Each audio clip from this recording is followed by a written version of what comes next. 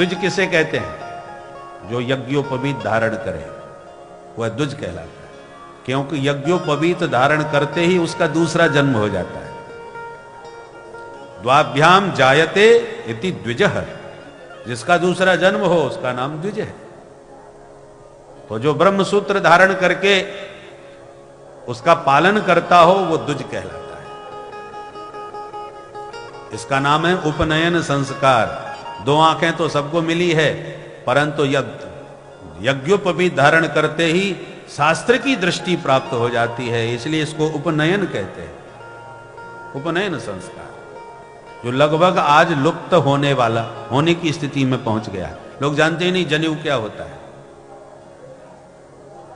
विवाह की बेला में लगभग 4 ब्राह्मण मिलकर के पहना देते हैं, बस हो गया। जबकि यज्ञोपवीत संस्कार का कितना विधि विधान शास्त्रों में वर्णन है। ब्राह्मणों के लिए तो ये विशिष्ट है, विशेष रूप से उन्हें इसका ध्यान रखना चाहिए, क्योंकि जो दान लेते हैं, दान लेने वाले ब्राह्मण का ब्रह्म तेज नष्ट होता है। दान लेने का मतलब है आप दूसरे का पाप ग्रहण कर रहे हैं। अब जो पाप आपने ले लिया है उसको भोगना भी तो पड़ेगा। भोगो या उसे भस्म करो, दो ही तरीका है। तो जब गायत्री की आराधना करता है ब्राह्मण, तो वो जो दान का पाप आता है वो गायत्री की उपासना से भस्म हो जाता है। और यदि आप दान पे दान लिए जा रहे हो और गायत्री की उपासना नहीं करोगे तो निश्चित वह आपको ही कष्ट पहुंचाएगा, उसका परिणाम आपको ही भोगना पड़ेगा। इसलिए विप्रो वृक्ष तस्य मूलम ही संध्या, वेदा शाखा धर्म कर्माणि पत्रम, तस्मात् मूलो यत्न तो रक्षणीयम, क्षीण मूले नैव पत्रम न शाखा। वृक्ष का मूल यदि नष्ट हो गया, जड़ नष्ट हो गई तो वृक्ष को गिरने में देर नहीं लगती।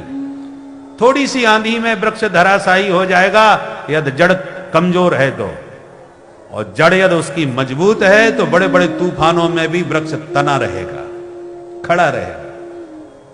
आज विप्र रूपी वृक्ष को उखाड़ने के लिए बड़े भयंकर तूफान चल रहे हैं चारों ओर से।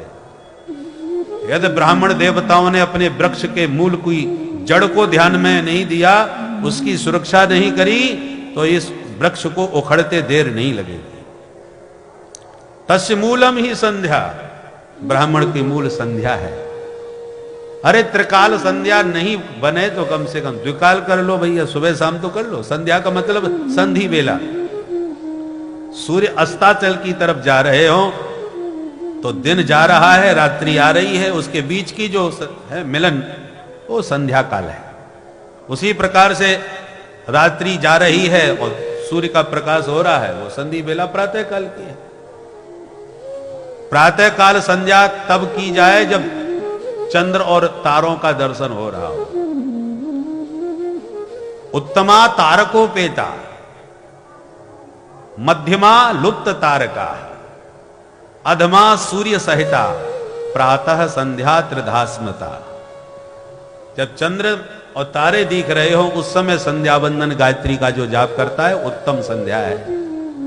और जब तारे सब गायब हो जाएं, अभी सूर्य का उदय नहीं हुआ है पर तारे लुप्त हो गए, तो वो मध्यम है। और जब सूर्य भगवान का ही उदय हो गया तब संध्या कर रहे हो, या अधम संध्या है।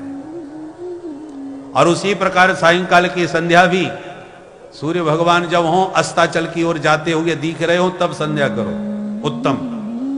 और जब सूर्य भगवान अस्त ही हो गए तब मध्यम, और जब तारे निकल आए तो अधम।